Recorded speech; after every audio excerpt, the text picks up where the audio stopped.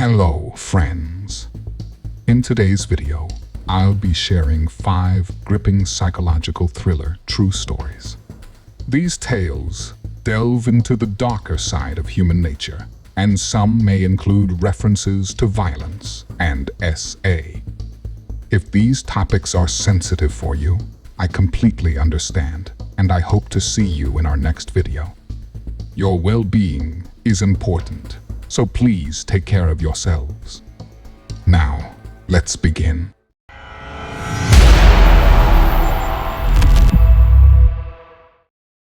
I've had my share of challenges in life, but nothing prepared me for what happened that night. I'm Elaine, and I'm here to tell you about the night I faced down a predator, a man who had spent years hiding behind a badge, using it as a shield to terrorize innocent women. It was a typical evening for me. I had just finished teaching a class at my martial arts school. Even though I can't compete like I used to, I still find joy in passing on my knowledge to others. A few years ago, a drunk driver had crashed into my car. My leg was broken in several places. The limp I walk with now reminds me of what I've overcome, but it also makes people think I'm weaker than I am. That assumption almost cost me my life, but in the end, it was what saved me. After dinner, I decided to take a long, hot shower. The day had been exhausting, and the warm water was exactly what I needed to relax. As soon as I closed the bathroom door behind me, something felt off. The hairs on the back of my neck stood up. Before I could react, a massive force slammed into me, knocking me off balance. I stumbled backward, hitting the sink hard. Pain shot through my hip, but my mind was already racing, trying to process what was happening. A man was in my bathroom, wearing a black ski mask that covered his entire face. His eyes were cold, calculating, and I could see the sick thrill in them as he lunged at me. He was tall, muscular, and judging by the way he moved, he was trained. This wasn't a random break-in. He knew what he was doing, and he had planned this. I barely had time to register his presence before he grabbed a fistful of my hair, yanking my head back so violently that I saw stars. He was trying to dominate me, to make me submit, but I wasn't going to let him. He pulled back his fist, aiming for my head. I knew if he landed that punch, I'd be out cold. But years of martial arts training kicked in, and I reacted on instinct. I grabbed his wrist with both hands, using his own momentum to twist his arm. As his fist swung toward my face, I stepped into the movement, flipping him over my shoulder and slamming him to the ground.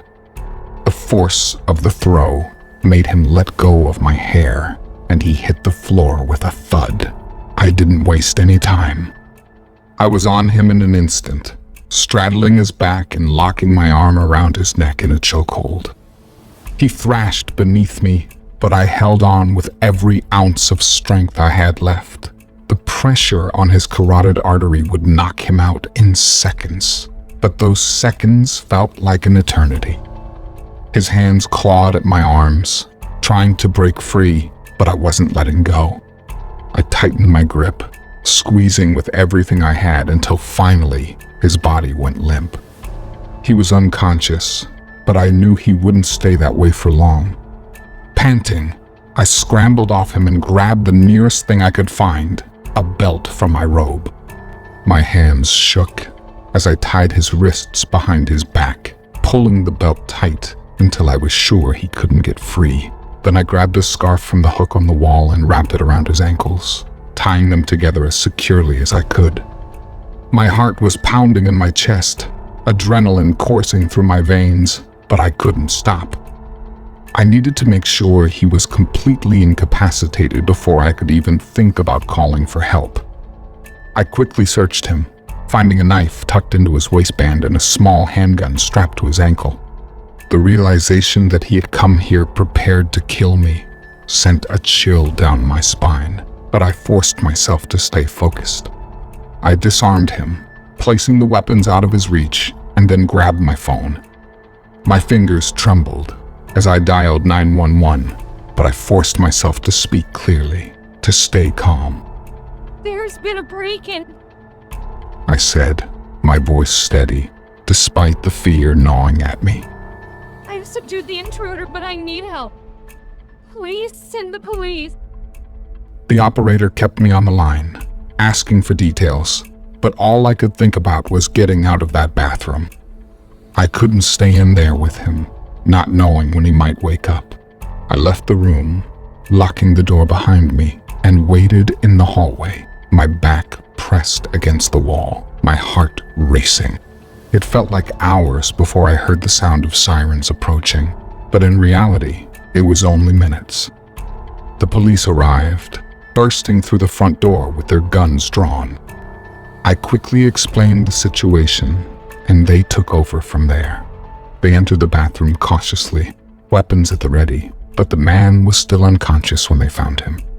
As they pulled him out and removed his mask, I finally saw his face, the patrol officer who had stopped me just days earlier during a routine traffic check. I had remembered him as polite, even friendly. He had complimented me on my driving, checked my license, and sent me on my way with a smile. I hadn't thought twice about it at the time, but now I understood. He had been hunting me, just like he had hunted so many others before me. The investigation that followed uncovered a horrifying truth. This officer, the man I had trusted to protect me, had been using his position of power to prey on women for years. He would stop them during routine traffic checks, charm them, and then use the information he gathered to track them down later. He knew where they lived, if they were alone, and when they were most vulnerable. Dozens of women had been assaulted by him, their lives shattered by his cruelty. Many had been too afraid to come forward, terrified of the consequences, or ashamed of what had happened. But as the news broke, more and more victims came forward, each with their own harrowing story of how this monster had destroyed their lives. In the end, justice was served. He was sentenced to life in prison without the possibility of parole. His career in law enforcement and his life as a free man destroyed forever. But the scars he left on his victims would never fully heal. We had all been betrayed by someone we were supposed to trust, and that kind of betrayal leaves a wound that never truly closes. As for me, I'm still coming to terms with what happened that night. I've always thought of myself as strong, capable, and prepared for anything. But the truth is, I was just lucky. Lucky that I had the training to defend myself, lucky that I had the presence of mind to act quickly, and lucky that help arrived before it was too late. But I know that not everyone is as lucky as I was. And that's why I'm telling my story, to remind you that monsters can hide in plain sight, wearing a uniform, smiling as they lull you into a false sense of security. But if you're ever faced with one, remember this: you are stronger than you think, and sometimes your only choice is to fight back.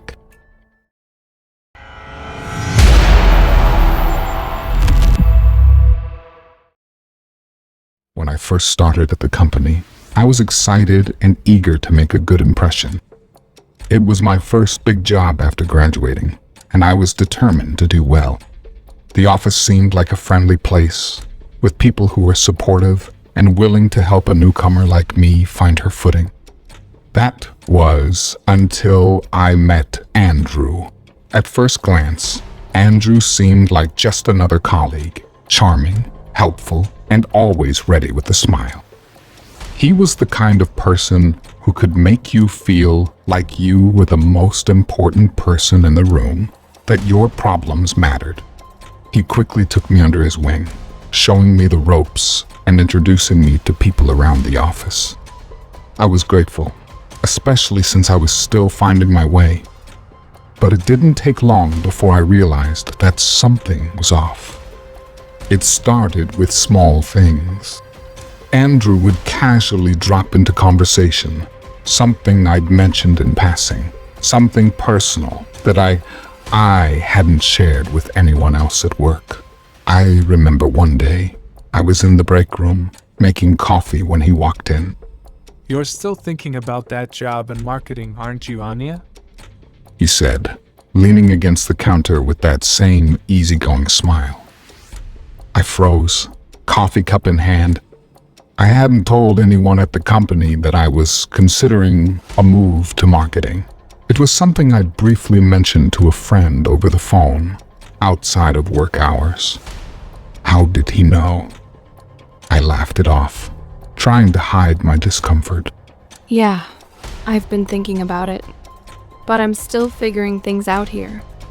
He nodded, but the way he looked at me made my skin crawl, like he was sizing me up, seeing right through me. You know, if you ever need advice, I'm always here to help.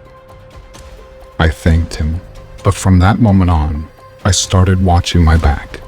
Over the next few weeks, Andrew's behavior became increasingly invasive. He would show up at my desk unannounced, asking questions that were a little too personal. He knew things about me that I couldn't understand how he'd found out. He'd mentioned details about my private life, things I hadn't shared with anyone at work. And when I asked him how he knew, he'd just smile and say, People talk, Anya. You'd be surprised what you can learn if you listen. I tried to brush it off as him being overly friendly, but it wasn't long before the situation escalated. One day, I was called into a meeting with the senior manager. I thought it was a routine check-in, but I quickly realized it was anything but. The manager looked at me with concern and asked why I'd been spreading rumors about a colleague. I was stunned. I had never said anything negative about anyone at the office. I tried to explain, but the manager showed me an email, an anonymous tip, they said, that detailed a conversation I'd supposedly had, where I was bad-mouthing another employee. The details were shockingly accurate, almost as if someone had been listening in on my private conversations. My mind immediately went to Andrew. But how could I prove it? I hadn't seen him do anything, and he was always so careful, so friendly on the surface. I left the meeting with a stern warning to watch what I said and a sick feeling in my stomach. That night, I couldn't sleep. I kept replaying every interaction with Andrew, trying to figure out how he'd gotten that information. The next day, Andrew was waiting at my desk when I arrived. Rough meeting yesterday, huh? He said casually, as if he knew everything that had happened. I stared at him, my heart pounding. How do you know about that? He just smiled, a cold, knowing smile that sent chills down my spine. People talk, Anya. Remember? I wanted to confront him, to demand answers, but I was too afraid. There was something in his eyes, something dark and dangerous, that told me he would make my life hell if I crossed him. So, I stayed quiet, hoping that if I kept my head down, he would lose interest. But Andrew didn't lose interest. In fact, it seemed like he enjoyed my discomfort. He began to toy with me in small, insidious ways. He'd leave notes on my desk with cryptic messages, reminding me that he was watching, that he knew things about me no one else did. He'd drop hints about my personal life in front of other colleagues, making it clear that he was always one step ahead. The more I tried to avoid him, the more relentless he became. One day, He asked me to meet him in a conference room after hours. I didn't want to go, but something in his voice made it clear that I didn't have a choice. When I arrived, he was sitting at the table, a smug smile on his face. I've been thinking, Anya. He said, leaning back in his chair. It's time we had a little fun. I felt a knot of dread form in my stomach. What do you want, Andrew? He chuckled, a low, sinister sound that made my skin crawl. Nothing much. Just a little favor. You see, there's someone in the office who's been getting a little too comfortable. I think it's time they were reminded of their place. And you're going to help me with that. I shook my head, backing away. No, I'm not doing anything for you. His expression hardened, and he stood up, slowly walking toward me. I think you will. Because if you don't, I'll make sure everyone in this office knows about your little secrets. All those things you thought no one knew, I know them, Anya. And I'll make sure they ruin you. I was trapped. There was no one I could turn to, no one who would believe me. Andrew had too much power, too much information. I felt like I was suffocating, like I was drowning in this twisted game. So, I did what he wanted. He made me spread rumors about a colleague, just like he had done to me. He had me sabotage someone's project, knowing it would cost them their promotion. Every time I did something for him, I felt a part of myself die. I hated him, but more than that, I hated myself for being too weak to stand up to him. The worst part was that Andrew seemed to enjoy it. He would watch me with this sick, twisted grin on his face, taking pleasure in my suffering. And I wasn't the only one. I started noticing other people in the office. People who avoided Andrew, who flinched when he was near. I realized then that I wasn't his first victim, and I wouldn't be his last. But I couldn't take it anymore. I couldn't keep living in fear, doing his bidding, ruining other people's lives just to save my own. I decided I had to find a way to stop him, to expose him for what he was. I started gathering evidence, documenting every interaction, every threat. I reached out to the others I suspected had been his victims, and slowly they began to open up.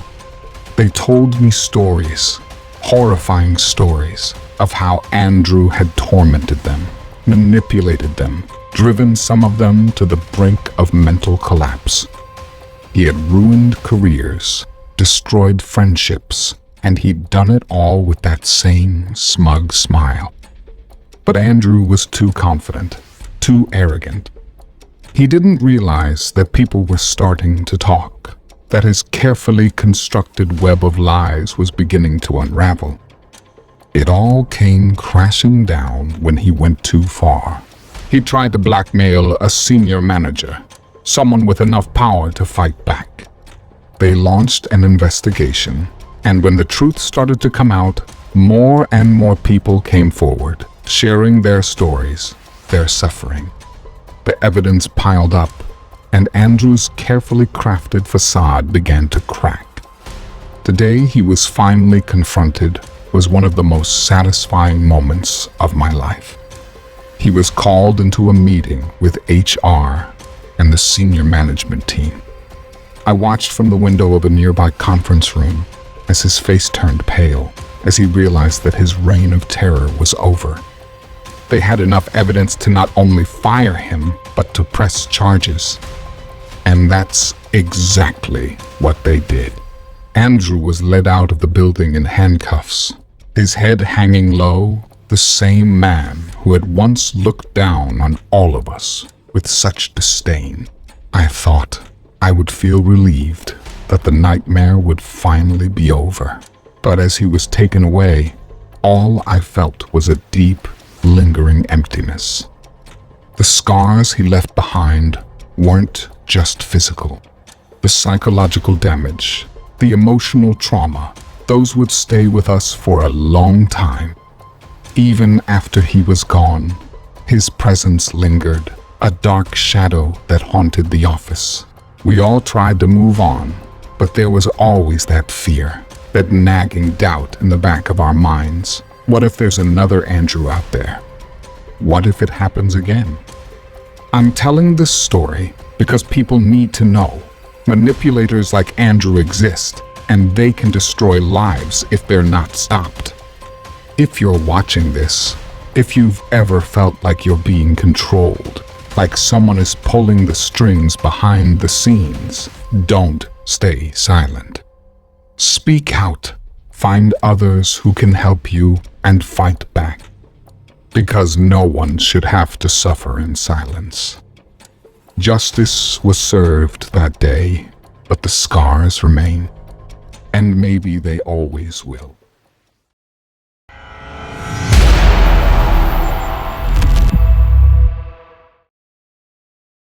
I've always thought of myself as a rational guy, someone who could see through people's facades and keep my life together, no matter what. But nothing could have prepared me for the nightmare that unfolded when I let Claudia into my life. Claudia and I met at a work party. I'll never forget that first moment. She was stunning, with a quick wit and a sense of humor that matched mine perfectly. We clicked instantly, and before I knew it, we were spending every spare moment together. I was smitten, head over heels in love, and within a few months, we decided to move in together. At first, everything seemed perfect. We were in our own little world, just the two of us. But slowly, things started to change. It wasn't obvious at first, just little things. I stopped seeing my friends as much. Claudia always had some reason why we should stay in, just the two of us. And when we did go out, I began to notice how my colleagues at work parties seemed to avoid us, cutting conversations short whenever Claudia was around. I didn't think much of it at the time. I was too wrapped up in her. But my sister, Stacy, saw right through it. Stacy had just returned from a teaching job in China when she met Claudia for the first time.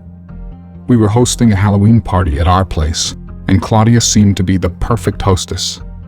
But the next day, Stacy pulled me aside and told me Claudia was bad news. She described how Claudia hogged my attention the entire night, glaring at any woman who tried to talk to me. I laughed it off. Stacy was just being protective, right? But that was my mistake. A mistake that almost cost Stacy her life. A few months later, Stacy's life started to fall apart. After spending 6 months in China, she returned home to find her marriage in shambles. Her husband had been cheating on her while she was away, using her absence as an excuse to do what he wanted. Stacy was devastated, and I decided to stay with her for a few days to help her through it. Claudia didn't like that at all. She never complained, even played the part of the supportive girlfriend. On the 4th and final day of my stay, Claudia came by to pick me up and to drop a lasagna dish for Stacy. It seemed like a nice gesture. I was grateful for her thoughtfulness. Later that evening, I got a call that nearly stopped my heart. Stacy had been rushed to the hospital. She had an anaphylactic shock after eating the lasagna Claudia brought over. It turned out the lasagna had peanut in it, and Stacy has a severe peanut allergy. Mr. Barron, Stacy's elderly neighbor, had been quick thinking enough to find Stacy's epinephrine injection and save her life. When I questioned Claudia, she acted horrified, claiming she didn't know about the allergy. She had just run out of olive oil and had used peanut oil instead. It was a silly accident. I believed her.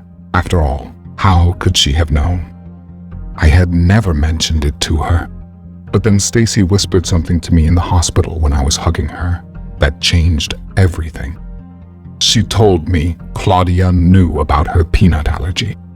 She was standing right next to Stacy at our Halloween party when she asked Sarah if the brownies had peanuts in them because she had a peanut allergy.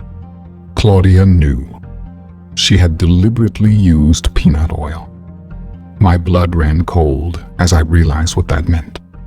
Claudia wasn't just possessive, she was dangerous. I started to piece together all the odd things that had happened since we'd been together. The neighbor's dog that wouldn't stop barking had suddenly died from poison after we moved in. My friends had stopped inviting us to our monthly get-togethers, and my work colleagues avoided me if Claudia was around. One of Claudia's colleagues' houses had mysteriously burnt down the day after she got the promotion Claudia wanted. It was all too much of a coincidence. I needed proof. I needed more than just gut feeling. I needed to know if the love of my life was truly a psychopath. I waited until she had left for work the next morning, then turned the house upside down looking for proof. When that turned up nothing, I remembered she kept a diary on her laptop, something her childhood therapist had suggested.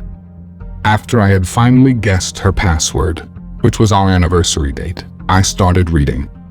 What I found was worse than I could have ever imagined. Claudia had detailed everything: the dog's death, the lasagna, and even her plans to get rid of anyone who came between us. She had written about how she threw a chicken leg stuffed with rat poison over the neighbor's fence to silence the dog. My heart pounded as I read the entry from the day before. Stacy was right. Claudia had known about her peanut allergy and had deliberately tried to kill her. I packed my things and left a note for Claudia, telling her it was over and that she should never contact me or Stacy again if she didn't want to go to jail. I took pictures of the diary entries and also downloaded a copy onto a USB drive as proof. Stacy was released from hospital that day. Before picking her up, I made a detour to one of my childhood friends, whom I trusted with my life, and gave him a brief overview of the situation.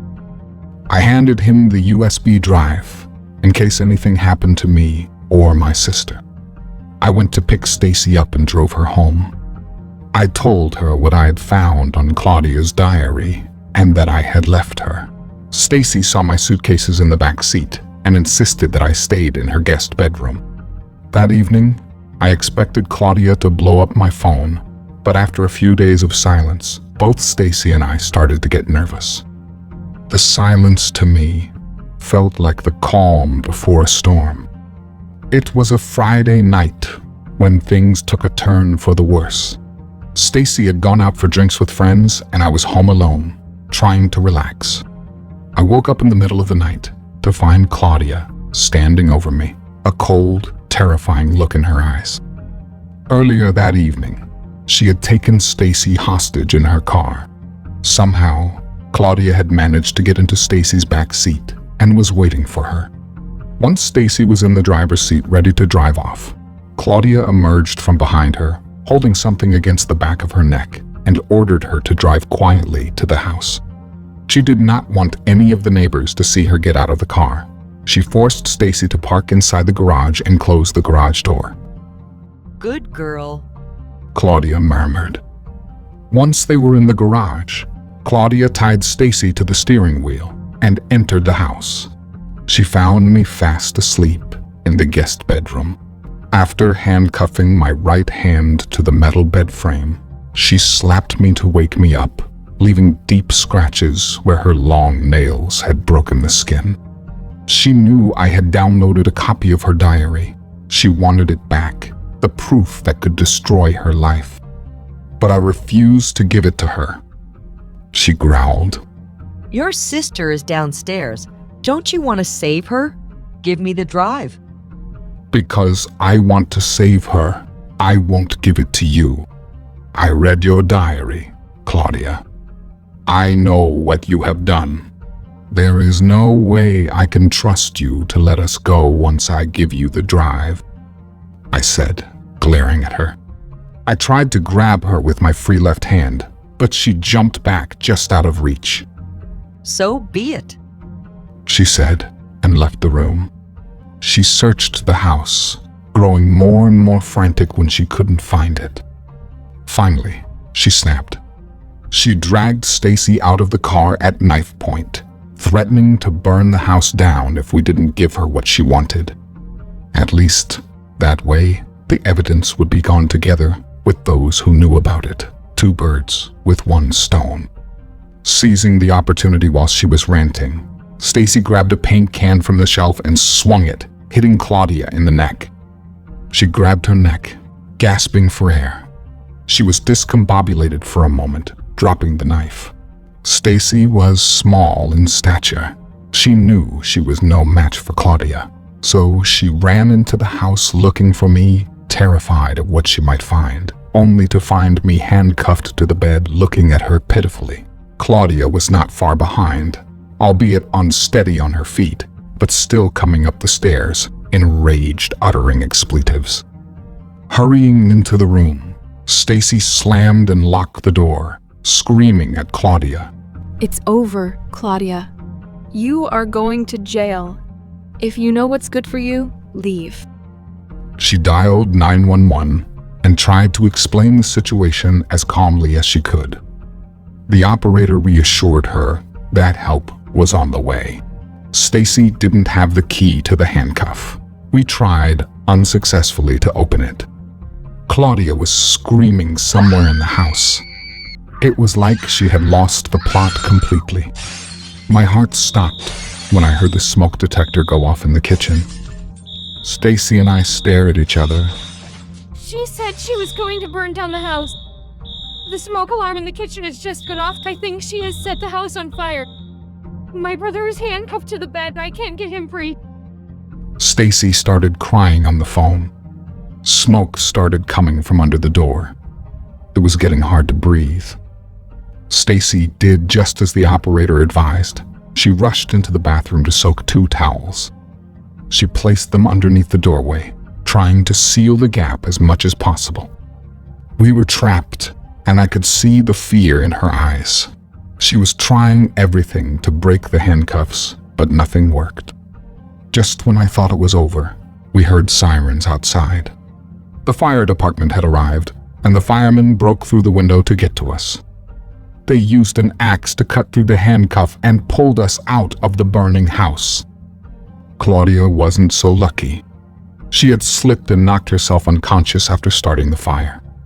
By the time the firemen found her, it was too late. The smoke had already caused irreparable damage. But the ordeal left us both scarred in more ways than one. I still can't believe I let someone like Claudia into my life, that I ignored all the signs until it was almost too late. Stacy and I are closer than ever now, but there's a part of me that will never be the same. I've learned the hard way that love can blind you to the truth. I'll never let that happen again.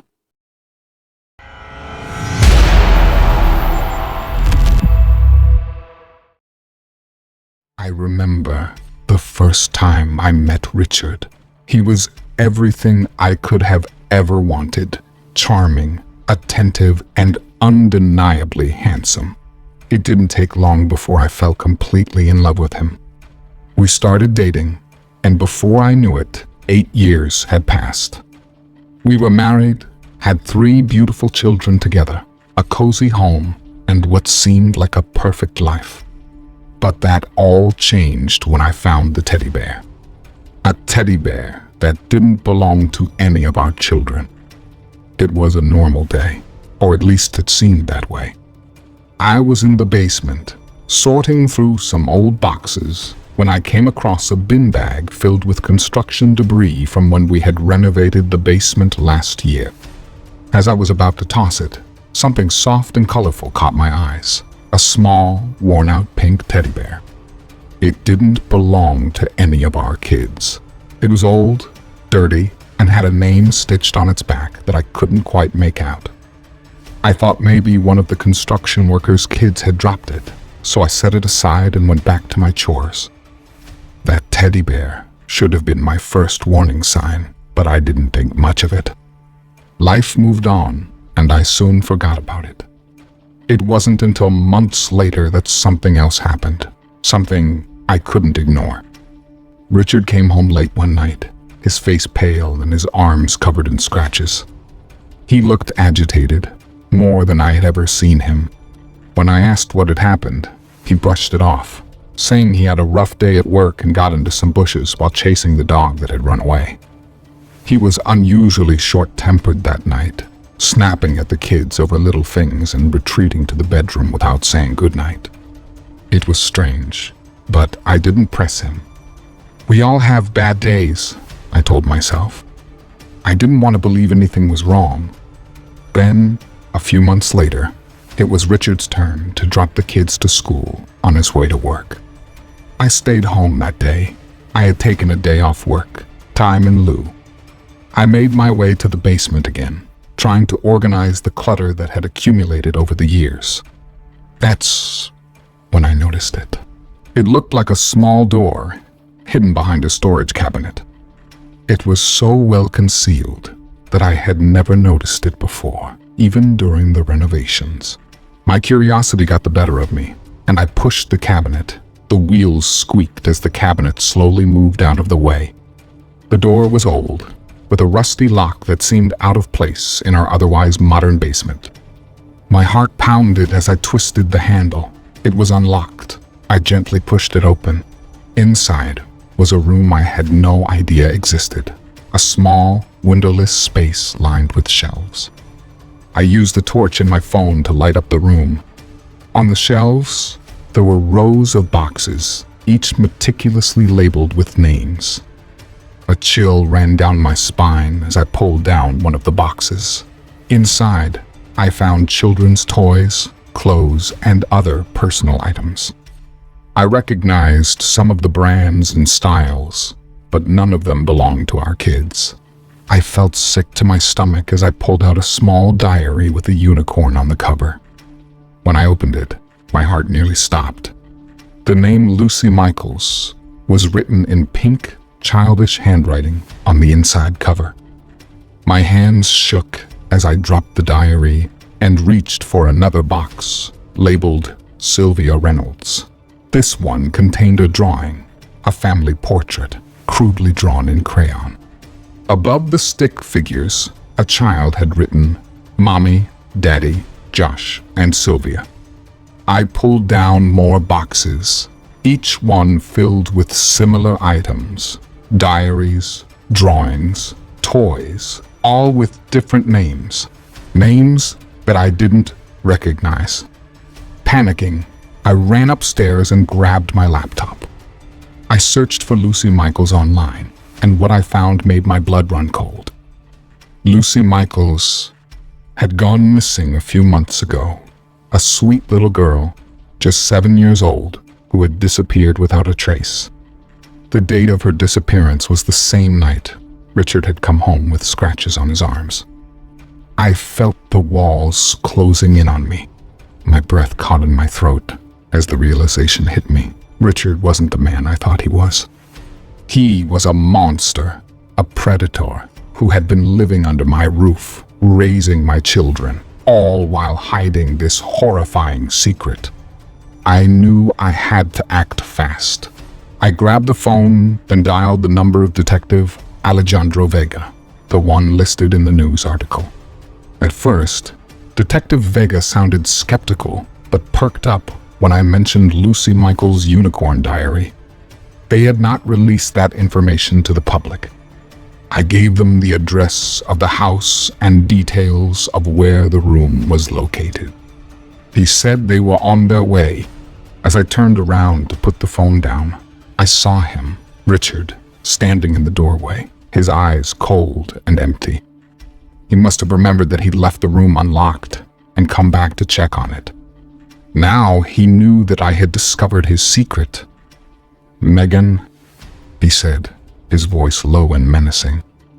I can explain, but there was nothing he could say that would change what I had found.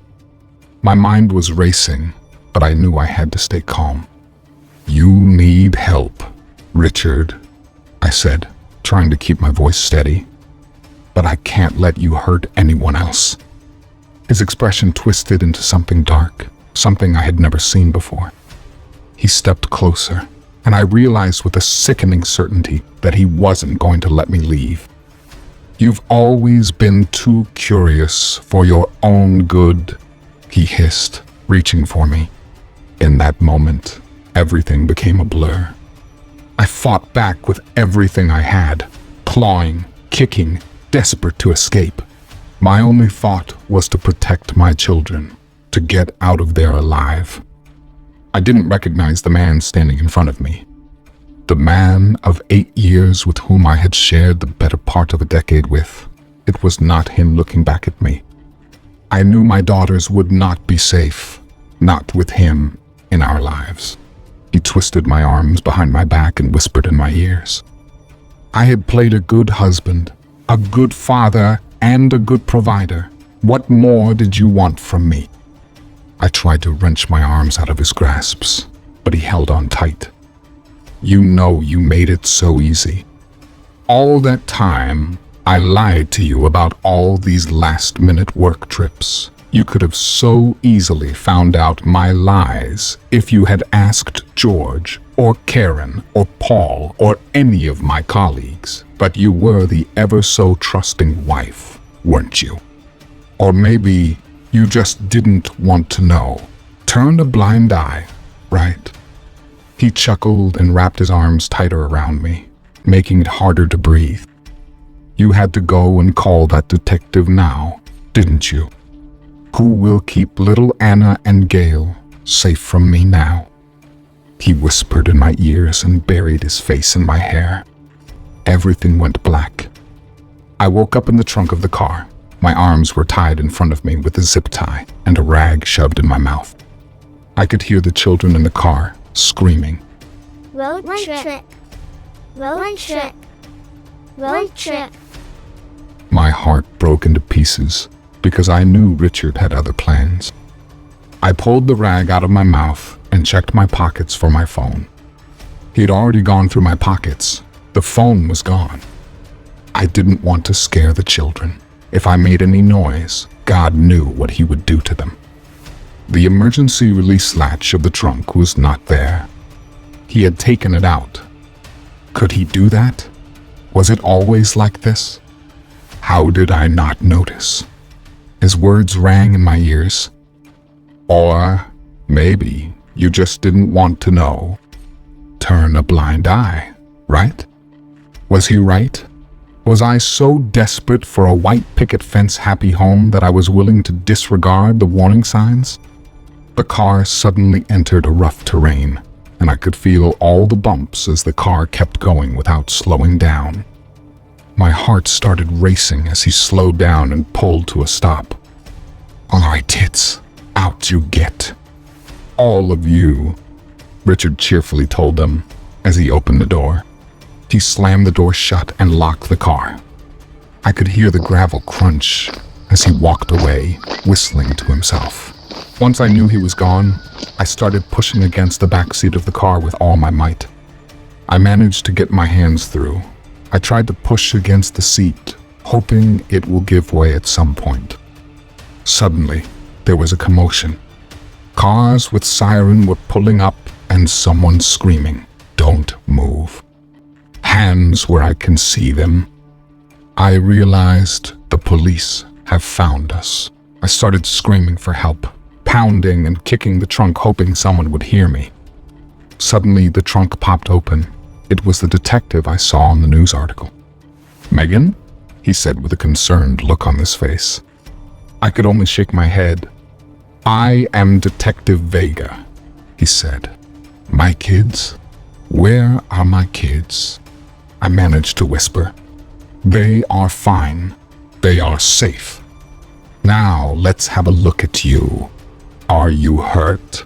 Do you need medical attention?" he asked as an officer cut the zip tie around my hands. I shook my head. "I am okay. I just want to see my kids, please," I mumbled. Just then, they dragged Richard by in handcuffs towards one of the patrol cars. One of the officers was reading him his Miranda rights. "How did you find us?" I asked Detective Vega. He signed, rubbed his chin and said, He was driving the company car. He had the presence of mind to leave his phone at the house as well as yours, but forgot that the company cars had GPS in them. When we were at the house, his manager Karen had called the landline, concerned that he did not show up for work. She was more than happy to provide us with the information needed to track him down. In just one day, my whole world had turned upside down. I will be known as the serial killer's wife.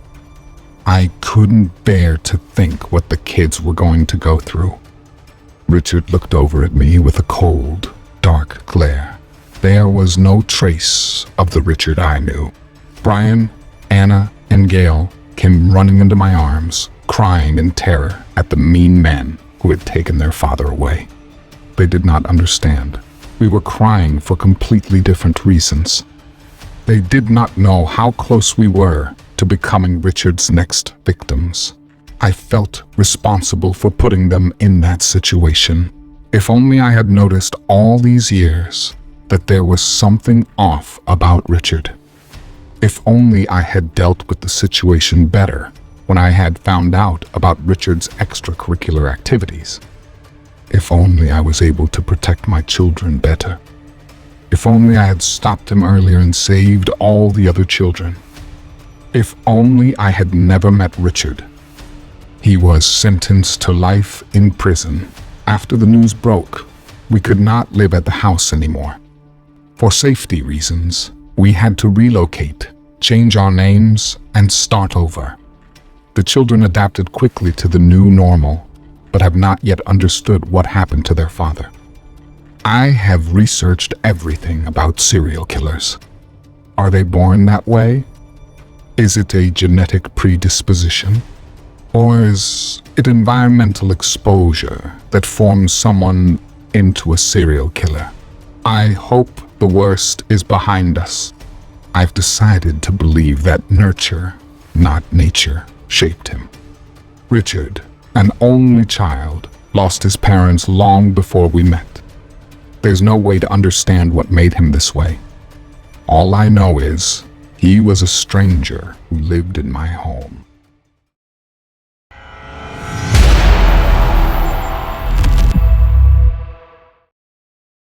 When my mom passed away, I didn't feel like I had the luxury of time to grieve. The cancer had been aggressive, and within a few months of her diagnosis, she was gone.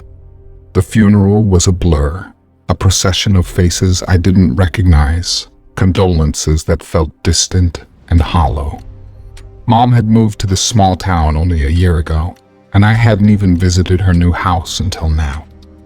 I had no connection to the place, no memories to anchor me. But I had a job to do, pack up her things, settle her affairs, and leave this town behind. Well, David had other plans. The day after the funeral, I found myself in her quiet house, the air thick with the scent of dust and old furniture. The house felt alien, like I was intruding on someone else's life. Her belongings were all neatly arranged, as if she'd just stepped out for a moment and would return any second. But the silence was heavy, oppressive, and I knew I was alone. I spent the day sorting through her things, boxing up clothes, and sifting through old photos. Every item I touched felt like it had a memory attached. It was exhausting, emotionally draining, and by the time evening rolled around, I was barely functioning. That's when the doorbell rang. I hesitated before answering it, wiping my tear-streaked face and trying to look somewhat presentable. When I opened the door, a man stood there with a casserole dish in his hands. He was tall, middle-aged, with thinning brown hair and a polite, almost forced smile. "Hi, I'm David," he said, his voice warm but his eyes cold. "I live just down the street. I heard about your mother. I'm so sorry for your loss. I brought you something." I thanked him and took the dish, even though the thought of eating made me nauseous. Something about him put me on edge, Maybe it was the way he stood too close, or the way his eyes lingered on me a bit too long. But I was too tired to care, so I mumbled my thanks, shut the door, and locked it. I hadn't eaten anything since that morning, but the thought of food still turned my stomach. I threw the food in the bin and put the dish in the dishwasher. The night crept in as I continued packing. By midnight, I was done for the day. My hands were shaking from exhaustion, my mind foggy from lack of sleep and grief. I straightened up the room, putting away a few stray items, when I caught a movement from the corner of my eye. I froze, staring at the window. Had I just imagined it? I could have sworn I saw someone standing there, peering in. My heart pounded in my chest as I cautiously approached the window, but when I looked out, there was nothing, just the dark, empty street. I tried to brush it off as paranoia, but I couldn't shake the feeling that I was being watched. I decided to go to bed, hoping that sleep would come quickly and mercifully. The house was eerily quiet as I lay in my mother's bed, the only sounds the occasional creak of the floorboards or the rustle of the wind outside. I pulled the covers up to my chin, trying to ignore the creeping sense of unease that had settled in my gut. But sleep wouldn't come. I tossed and turned, my mind replaying the events of the day, the image of David's too polite smile haunting me. Then I heard it, a creaking sound, distinct and deliberate, like someone stepping on an old floorboard. My breath caught in my throat as I strained to listen. There it was again, closer this time. My heart raced as I realized someone was inside the house. I slid out of bed as quietly as I could, my feet hitting the cold floor. My hands were trembling as I reached for my phone, but it wasn't on the nightstand where I thought I'd left it. Panic surged through me. Where was it? I searched frantically in the dark, my fingers brushing against nothing but empty space. The creaking grew louder, moving through the hallway toward the bedroom. Whoever it was, they were coming for me. I did the only thing I could think of. I hid. I slipped into the closet, pulling the door shut just as the bedroom door creaked open. Through the narrow slats of the closet door, I saw him. The streetlight shining through the gaps in the curtains, casting shadows onto his face. David. He stood in the doorway, his face partially obscured by the darkness, but I could see the glint of something in his hand, something metal. A knife. My heart pounded so loudly in my chest, I was sure he could hear it. I bit down on my lip, trying to keep from making any noise, but the terror was overwhelming. He took a step into the room, his movements slow and deliberate. He was searching for me, and he wasn't in any hurry, as if he enjoyed the cat and mouse game, targeting and playing with his prey. I had to get out. I had to find a way to escape. David moved toward the bed, his back to me. I knew I had only one chance. I carefully reached for the closet door, pushing it open just enough to slip out. I mustered all my strength, jumped, and threw myself as hard as I could into his back, like a rugby player, pushing forward until he lost his balance and fell on the bed. I seized the opportunity to run. Before I could take a step, he was on me, his hand clamping down on my wrist with bruising force. Desperation fueled me. I kicked out, connecting with his groin, and he grunted in pain, loosening his hold just enough for me to twist free. I bolted for the door, adrenaline propelling me forward, but he was right behind me, close enough that I could feel his breath on the back of my neck. He was chuckling like he was relishing from the chase. I ran into the hallway, nearly tripping over my mom's walking stick, which was leaning against the wall. Without thinking, I reached for it and swung it as hard as I could, connecting with his head.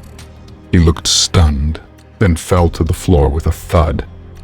I ran downstairs, barely able to grasp my breath. There was no sound from behind, I noted with a sign of relief. He was knocked out cold. As I reached the front door, I briefly debated looking for my phone, but was too terrified he was going to wake up anytime soon. Once outside, I started screaming for help and ran to the nearest house, banging on the door until the porch light came on. An elderly man came to the door with his wife standing behind him. He took one look at me and quickly ushered me inside. I frantically asked them to call the police. There was a man in my house. He broke in and attacked me. The couple called the sheriff, explaining the situation. Within a few minutes, which felt like an eternity, there were police cars pulling up in front of the property. He's in the house. I cried, pointing back toward my mother's home. He's still in there. The officers didn't hesitate. They drew their weapons and advanced toward the house, while one of them stayed behind, guiding me to safety, asking questions I could barely process. I was shaking uncontrollably, the adrenaline wearing off and leaving me numb. They checked the house top to bottom. He was gone, leaving behind blood on the walking stick and a trail of blood leading to the back door. He had managed to pick the lock of the back door to gain access to the property. I decided to stay at a hotel over the next couple of days. One of the officers volunteered to be at the property while I finished packing my mom's stuff. During the investigation, they were able to match his fingerprint left on the casserole dish and the DNA on the walking stick to several cold cases. I sat down with one of the forensic officers to draw a composite of David. As far as I know, David was never caught. Later, I learned the truth.